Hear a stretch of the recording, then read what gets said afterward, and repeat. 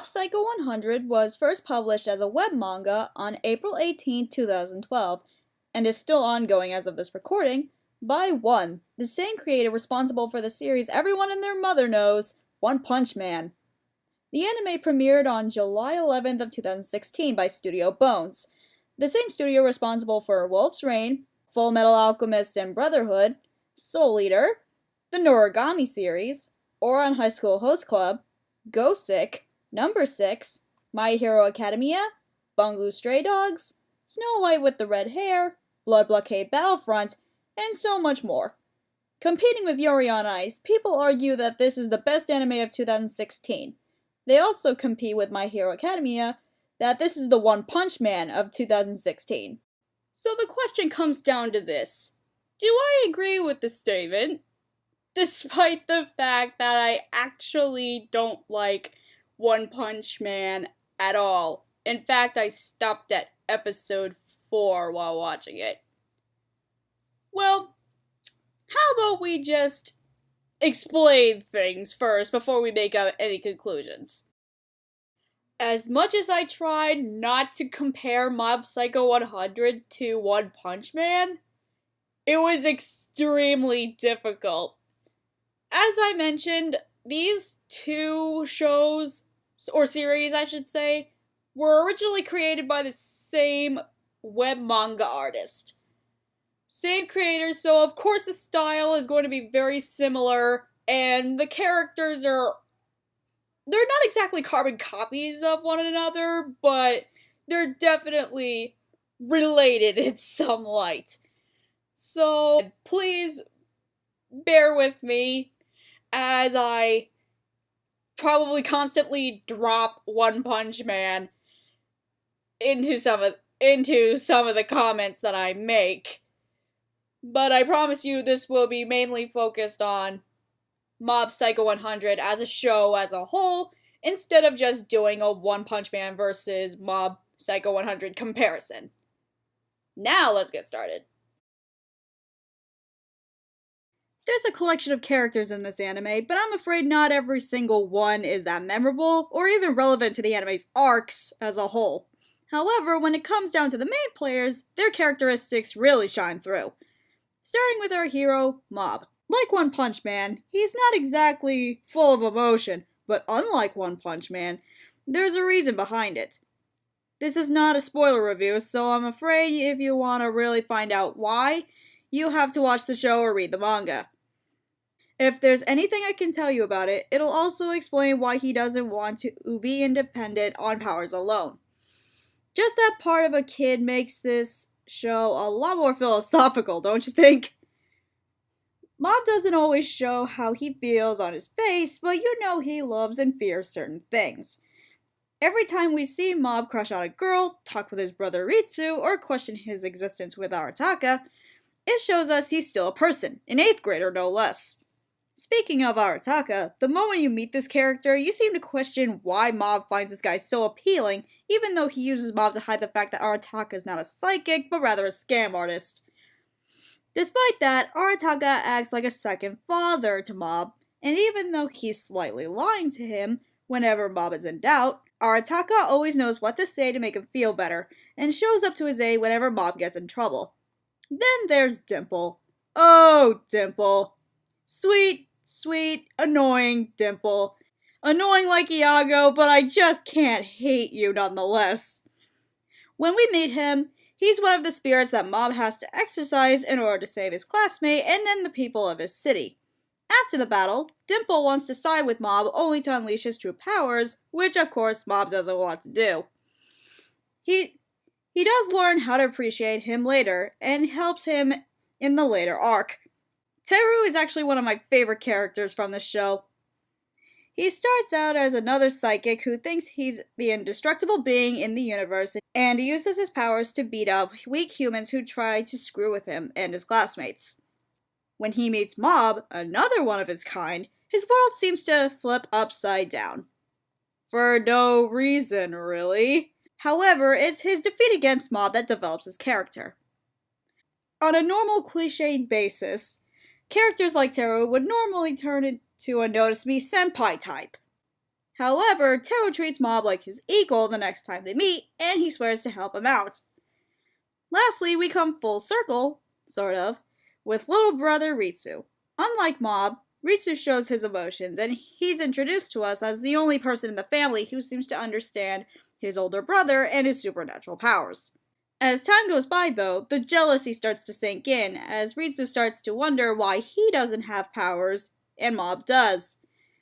Then let's just say that something happens, or a couple things have happened that affect the relationship between the siblings, but I can't really say anything because it would spoil everything that this show stands for. Before I explode with excitement, let's move on.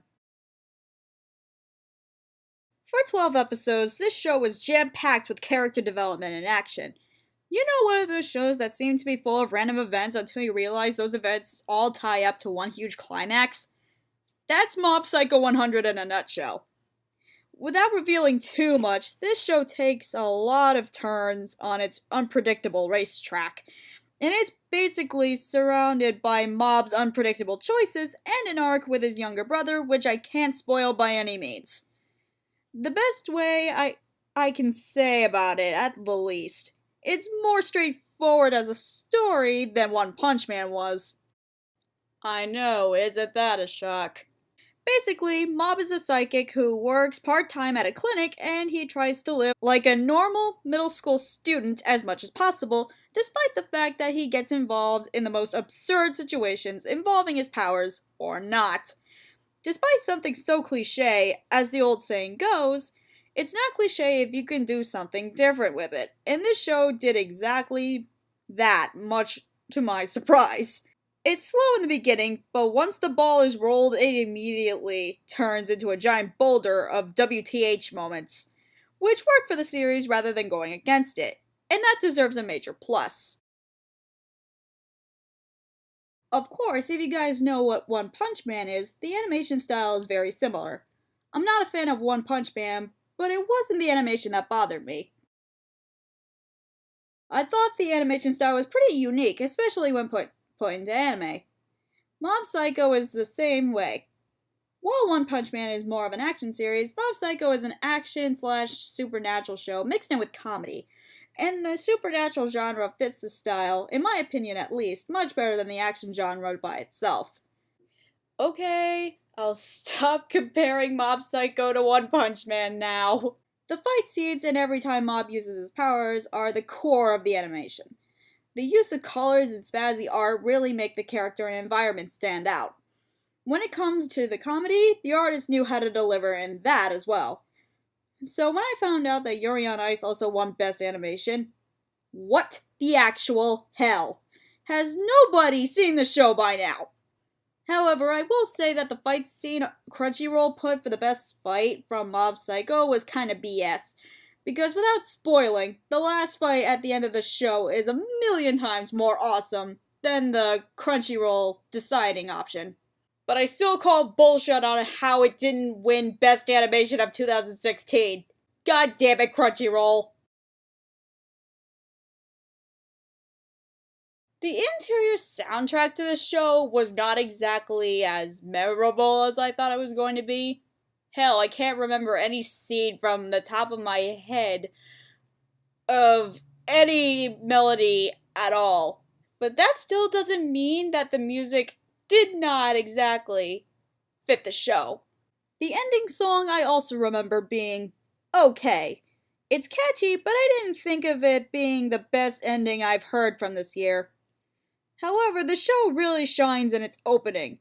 The rock genre is so fitting to the rising levels of power Mob experiences throughout the show.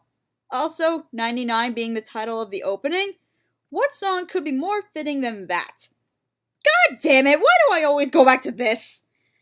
Oh, by the way, I had no idea the show had an English dub when I watched it, but after watching the first couple minutes of the first episode again, dubbed in English this time, Mob actually had a really good voice to fit the original Japanese role. Master, I asked you not to summon me on such short notice.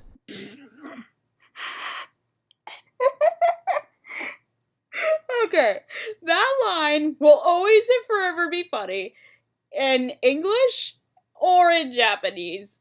It does not matter. However, when Arataka gets dramatic sometimes, the voice is a little weak.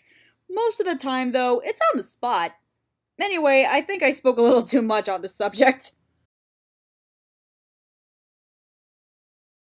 It's fair to say that if you like One Punch Man's animation style, this show is for you. If you're not a fan of One Punch Man, like I am not, I still say check the story out. The plots are a tad similar, but while One Punch Man's is more of a parody of superheroes, Mob Psycho gives you a more straightforward premise. It goes deeper into the psychic realm with great characters and very funny moments. So if you're a fan of action or comedy, this show is for you. Like I said, I only saw the original dub in full, but from what I've seen of the English dub, I can recommend either or to both sub and or dub fans. In my opinion, this anime gets a 9 out of 10 in my book. And I hope there's a season 2 coming out. Because if I don't get a season 2 of this show, what would be the purpose of making a season 1 to begin with? So Studio Bones, I hope you're listening. If you guys like this review, I hope you can give that like button at the bottom of the screen a like. If you want to see my other content, check out my channel, and if you're more than interested, don't forget to hit the subscribe button too. Well, that would be it for today. I'm Cait Cher, and it's been real. Bye-bye! What do you mean we're not finished yet? I actually did a review right this time! I mean, I know my little monster review sucked, but I thought this was miles better. Let me guess, this is usually the point of the video that I would slowly and minimally hint out what review I'm gonna be doing next, right? Really? Do I have to? I mean, the Anime Awards gave it every single praise that it was nominated for. What more do I have to say about it? Okay, fine. I'll review Yuri on Ice. Come to think about it, it might be a good idea for Valentine's Day. You happy now? Good.